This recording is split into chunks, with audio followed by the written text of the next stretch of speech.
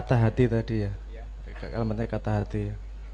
Ini pasti yang saya utarakan ini dari sudut pandang dan pengalaman hidup saya. Bukan kebenaran yang paling benar ngono mesti ya ora. Eh, Pertama dibersihkan dulu. Kalau kita ngomong kata hati, kita membayangkan hatinya berkata-kata, keluar kalimat kayak gini, kayak gini, kayak gini. Sebenarnya yang bisa berkata-kata itu akal. Kalau hati tidak mengatakan apa-apa, hati merasakan. Rasa sedih itu ada sebelum ada kata sedih. Misalnya ngono. Mantep ya mantep. Ada mantep sebelum ada kata mantep. Rasa mantep sebelum ada kata mantep. Paham maksud saya ya? Jadi jangan mengharapkan, pertama jangan nunggu hati ngomong apa ya sesuatu ya. Nanti ya, belajar merasakan dulu. Gini, kalau Anda pengen dengerin orang ngomong, katakanlah misalnya hati ngomong ya. Hati berkomunikasi, katakanlah gitu ya. Kalau Anda lagi nonton TV, suaranya keras, pengen dengerin sebelah Anda mengatakan kalimat, Anda kan kecilkan TV-nya. Yang paling sering, yang paling tidak berhenti ngomong kan otak. Otak tidak berhenti ngomong gitu, jangan-jangan gini, nanti gini. Kata menurut itu kan ini gini, gini, gini, gini, dan seterusnya. Nah, utek orang mandek suara nih, bagaimana kita bisa mendengarkan hati? Nah, itu paling tidak mudah memang untuk menghentikan otak untuk berpikir dan berputar. Karena kadang nek rasa, kuwi rasa, kowe nggak perlu berpikir tiba-tiba merasakan. Menurut saya PR paling susah adalah untuk menghentikan menengke menora cerewet gitu teke. Cerewet terus. Ada yang diem tapi otaknya muter terus, ada yang sampai keluar. Cerewetnya ra karuan apa sih? Yo contoh paling ekstrim kalau saya apa namanya? Ingat tuh Pak Nevi. Pak Nevi itu apa yang dipikirkan keluar. Mau tidur gitu kan sama istrinya disembunyiin radio karena nggak tahan kalau radio ngomong apa komentar pasti yora mosok mau tidur nggak jadi tidur itu karena nggak tahan merespon otaknya. Kadang-kadang ada metode wirid, metode tapa dibuat putus asa apa otaknya sehingga dia capek untuk ngapa-ngapain. Nah momen ketika diam tersebut ada rasa yang keluar. Nah rasa yang keluar tidak gampang diterjemahkan menjadi sesuatu yang bisa kita pahami secara akal. Karena kalau akal ini pasti semua yang dari lahir kita berpengaruh. Pilihan kata, pilihan bahasa, arti dari kata, konteks dari kejadian itu semua berpengaruh pada cara akal berpikir. Kalau rasa itu apa anane? Contohnya kalau bayi nangis, yo nangisnya gitu semua. Rasanya keluar gitu saja. Paham nggak maksud saya?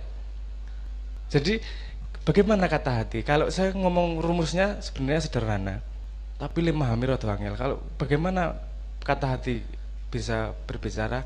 Lihatlah sesuatu sebagai apa adanya. Nah, itu kayaknya sederhana ya. Tapi itu tingkat yang menurut saya sangat susah melihat sesuatu apa adanya. Karena kita melihat sesuatu itu pasti punya konsep kemudian di sini. Lihat warna wis. Oh putih, dudu ireng. Berarti wong kan ada konsep di belakang pikiran ini. Saya ngomong gini aja. Misalnya mangga. Langsung keluar di pikiran Anda. Mangga apa? Mana lagi? Mangga dua ya beda-beda toh. Kalimatnya sama loh, tapi yang keluar di kepala berbeda-beda loh. Oke. Saya kasih contoh betapa susahnya apa menghentikan laju pikiran itu, cerewetnya pikiran itu. Oke, sekarang jangan pikirkan monyet. Malah keluar tuh monyetnya. Nah, otak ini sangat tidak mudah untuk dihentikan. Jadi kalau menurut saya kalau Islam mengajarkan ikhlas, mengajarkan berserah kepada Tuhan itu membuat kita pada sebuah posisi kita melihat sesuatu sebagai apa adanya. Observer apa adanya. Observer pun dengan tidak punya inklinasi, tidak punya ini lebih benar ini lebih salah. Observer benar-benar apa adanya. Iya ya contohnya ya. Anda pernah dicurhati teman Anda soal asmara enggak? Oh, seperti sampean ya kayak enggak. Kalau Anda dicurhati lebih gampang mecahin ngono ya angel. Tinggal tok pelet beres. Misalnya gitu ya, misalnya. Tapi Anda menemukan jawabannya sangat mudah. Kenapa? Karena Anda tidak terlibat di situ. Anda sebagai observer gampang banget ndelok apa adanya gitu. Tapi kalau ada yang terlibat, langsung gampang-gampang kayak angel iku lek, kan gitu. Jadi membuat jarak dengan diri sendiri itu tidak mudah. Tapi setahu saya untuk mendengarkan kata hati kita harus berani menghentikan kepala. Bukan berani, bisa menghentikan cerewetnya otak. Gini, Anda gampang lah. Misalnya gini, untuk ngetes apa namanya cerewetnya otak diri sendiri. Anda ambil kebiasaan satu tapi disiplin. Misal rasa sholat terus. Nah, sholat ini banyak bolongnya ki lumayan. Sing parah ki banyak adanya. Nek banyak nek bolong kan rata-rata sholat ada bolongnya. Nek ada sholatnya ki berarti rata-rata ora sholat. Ya setahun pisan paling ora. Itu lebih berbahaya. Ora sholat lah. Misalnya setiap jam 5 sore Anda garuk muka, gampang toh? Garuk muka gini aja. Garuk jam 5 garuk rai wis. Coba Anda lakukan. Orang ngasih 2 minggu, otak wis duwe alasan iki. Alah mengerai wae. Alah engko luwih sak menit ra apa-apa. Alah luwih 2 menit ra apa-apa. Bikin alasan segala macam nih kepala nih.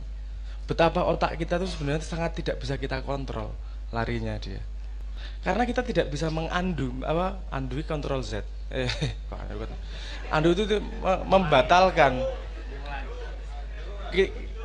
Kita tidak bisa membatalkan apa yang kita tahu. Ini loh masalah susahnya. Kita jalan, denger orang ngomong, kita wes ora krungu, lali, nggak bisa. Kalau udah kadung masuk tuh kadung masuk, dan itu mempengaruhi tempat sampah yang namanya otak ini loh. Kalau saya melihat otak itu sebagai tempat sampah kalau kita tidak bisa kontrol. Tapi jangan ngomong tempat sampah itu buruk loh. Ya lagi-lagi nih kan asumsi. Gue neng omah milih ora ono TV apa ora ono tempat sampah? Tempat sampah. Yo. Gue dadi milih duwe TV ra duwe tempat sampah. Ora apa-apa sampai berserakan. Mending ra ono TV neng ono tempat sampah to. Sehingga sampahnya ada tempatnya, orang ngregeti kabeh ngono. Nah, otak itu otak itu seperti tempat sampah dalam tanda petik kalau saya melihatnya. Sangat perlu dalam rumah, tapi jangan hidup di dalamnya. Jangan sangat mengandalkan tempat sampah gitu. Itu tempat sampah loh itu. Harus Anda sisir nih mana yang masuk tempat sampah, mana yang tidak, mana yang masuk tempat sampah, mana yang tidak.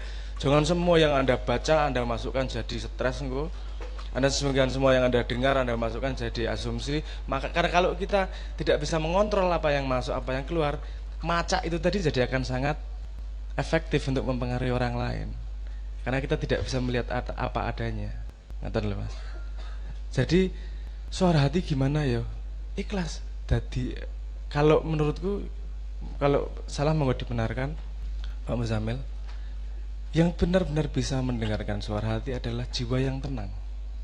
Seperti permukaan danau yang tenang. Ada satu tetes air dia akan tahu ada satu tetes air. Tapi kalau airnya bergolak, permukaannya bergolak, ada hujan dia nggak tahu kejatuhan informasi. Nek airnya tenang, observer ada satu tetes, ini ketahuan. Nah itu bagaimana bentuknya? Karena hati tidak berbicara, Anda yang bisa merasakan komunikasi dengan hati Anda sendiri gimana.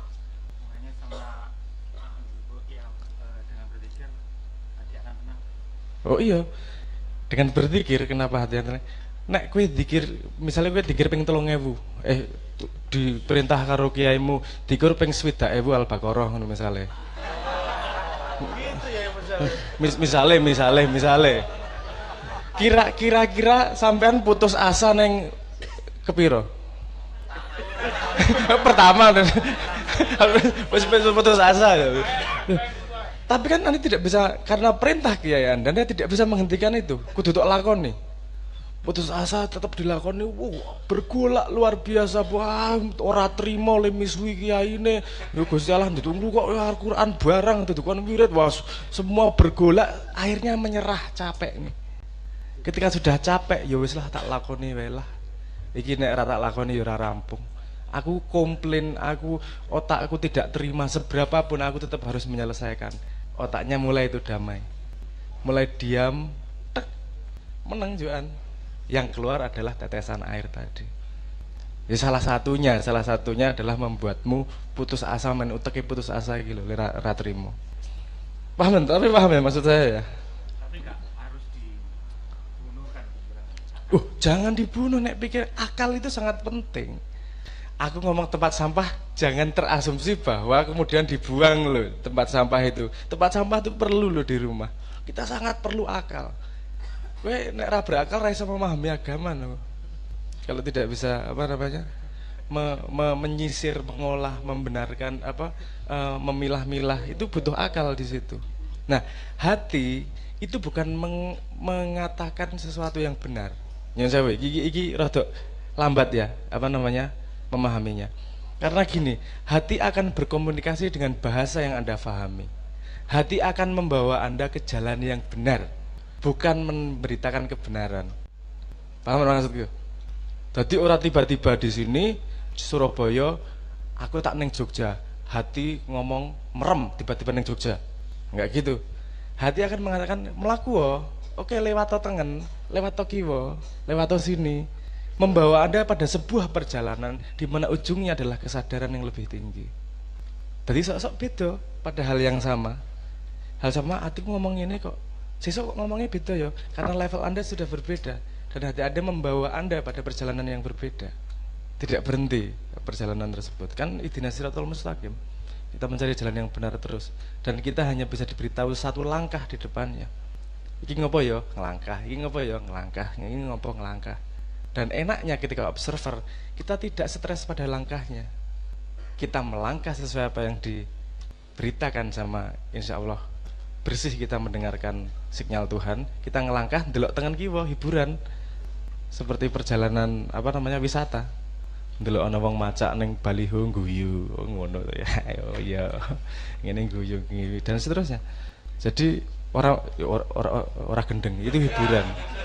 Seperti kemarin salah satunya toleransi gue neng grup saya, di grup SMA Pak Muzamil, pada ribut saya harus menyatakan sikap, saya tidak akan mengatakan selamat Natal karena itu berarti kita mengakui mereka dan kita menjadi seperti mereka. Siji meneh ngomong itu toleransi, itu menyenangkan orang lain dan seterusnya lah. Sudowo banget tak delok iki reply ini wis atusan iki dampot iki arek-arek iki. Terus saya balas akhirnya. Karena saya melihatnya hiburan, Mas. Aku balas. Saya juga mau menyatakan sikap. Saya ngomong ngono. Kata Kanjeng Nabi, tersenyum itu sedekah. Apalagi membuat orang lain tersenyum. Itu sedekahnya lebih banyak. Jadi sekarang teman-teman grup, ayo ribut yang luar biasa. Aku tak bikin kopi sama nonton ributmu karo guyang-guyu. Jadi semua energi ributmu menjadi sedekahmu. Aku ya meng asu. Bajingan. Ngono tok, ora sida ribut malah misui aku kabeh gak Muzamil. Loh, gimana Anda? Itu ketika saya melihat itu, saya mau bersikap, mereka dalam perjalanannya mencari kebenaran. Aku sih oke, yang sekarang satu berpendapat dia benar seperti ini, yang satu berpendapat dia benar seperti ini, ora masalah. Masalahnya seperti yang dikatakan Pak Muzamil bahwa orang lain harus berpendapat dengan dia. Kalau saya melihatnya ini pada perjalanan yang berbeda dan melalui pengalaman yang berbeda sehingga dia punya kesimpulan yang berbeda. Beri kesempatan mereka melangkah, melakukan yang mereka fahami sehingga menemukan langkah berikutnya. Nah aku melu ribut, katut engko. Wong kabeh perjalanan dhewe-dhewe. Aku tak jadi penonton ae, ngono posisine. Tak nonton agar kalian ributnya tidak jadi dosa, men ributmu jadi pahala. Aku tak nonton karo ngopi, karo guya-guyu, hiburan gitu tuh. Tapi alhamdulillah setelah itu bateraiku tidak drop terlalu drastis lah. Nah, jawabannya menurut saya seperti itu. Melihat sesuatu apa adanya, seperti Anda melihat ketika Anda melihat singa memakan kijang, Anda melihat siapa korban, siapa yang penjahat. Nggak ada korban, nggak ada penjahat, nggak ada korban karena memang itu ekosistem. Nek kowe ra entuk kidange mati, yuk sing makani anake singa piye? Kan gitu kan Anda melihatnya. Ini memang ekosistem apa yang terjadi, semua melakukan perjalanannya masing-masing. Tuhan lagi joget, bertajali lagi melakukan drama di dunia melalui ekosistem tersebut. Dan delok kita ngono alami. Ya udah. Nah, apakah tidak enak kalau melihat dunia yang ributnya seperti ini kayak gitu? Kan jadi lebih tenang sebagai observer. Kelihatan. Paham maksud saya ya? Nah, jadi membuat jarak dengan diri sendiri itu penting untuk bisa melihat sesuatu sebagai apa adanya.